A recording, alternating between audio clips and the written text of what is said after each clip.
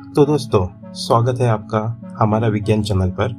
आज हम जानेंगे मोहेंजोदारो प्राचीन सिंधु घाटी सभ्यता के बारे में। इस मॉडल में प्राचीन सिंधु घाटी सभ्यता की मुख्य शहरी बस्तियों में से एक मोहेंजोदारो की नगर योजना और वास्तुकला के बारे में जानेंगे। प्राचीन सिंधु घाटी सभ्यता की सबसे अनोखी विशेषताओं में से एक मोहेंजोदारो और हड़प्पा जैसे बड़े शहरी केंद्रों का विकास था। हालांकि हड़प्पा खोजा जाने वाला पहला स्थल था, मोहेंजोदारो अधिक प्रसिद्ध हो गया क्योंकि ये प्राचीन सिंधु घाटी सभ्यता की सबसे बड़ी शहरी बस्तियों में से एक था। मोहेंजोदारो में पुरातात्विक उत्खनन से पता चला है कि मोहेंजोदारो शहर दो भागों में विभाजित था, गढ़ और निचला शहर। गढ़ छोटा लेकिन ऊंचा था, जबकि निचला शहर बड़ा लेकिन निचला था।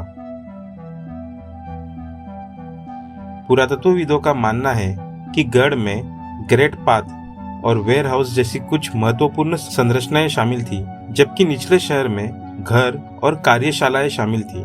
गढ़ क्षेत्र में गोदाम एक विशाल संरचना थी। पुरातात्विक साक्ष्यों से पता चलता है कि गोदाम का निचला हिस्सा ईंटों से बना था और ऊपरी हिस्सा संभवतः लकड़ी से बना था।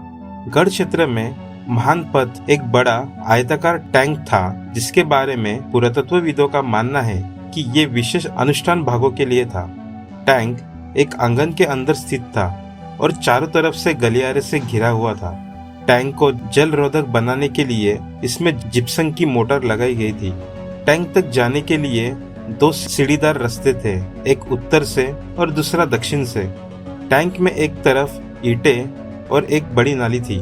निचले शहर के अधिकांश घरों में एक केंद्रित आंगन होता था, जिसके चारों ओर कमरे होते थे।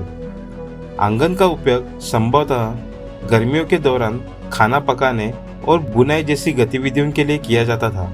गोपनीयता बनाए रखने के लिए अधिकांश घरों का मुख्य प्रवेश द्वार इस तरह से स्थित किया गया था कि इससे अंदरूनी हिस्सों का सीधा दृश्य दिखाई न दे।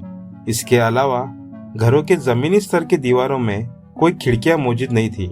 पुरातात्विक साक्ष्यों से पता चला है कि निचले शहर के गढ़ में इमारतें प्लेटफॉर्म पर बनाई गई थी, जो इमारतों की नींव के रूप में काम करती थी।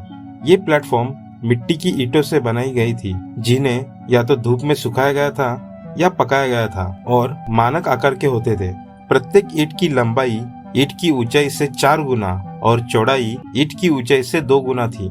ये बहुत दुर्भाग्यपूर्ण है कि यहाँ की कोई भी वास्तुकला समय की कसौटी पर पूरी तरह से टिक नहीं पाई। आज हम जो भी कुछ देखते हैं वो अत्यंत परिष्कृत और उन्नत सभ्यता के खंडहर हैं, जिसकी वास्तुकला कई लोगों के लिए ऐतिहासिक बहस का केंद्र बनी हुई है, क्योंकि बहुत कुछ अभी भी खोदा नहीं गया है और खोजा भी नहीं गया है। और भी ऐसे वीडियो के लिए सब्सक्राइब कीजिए।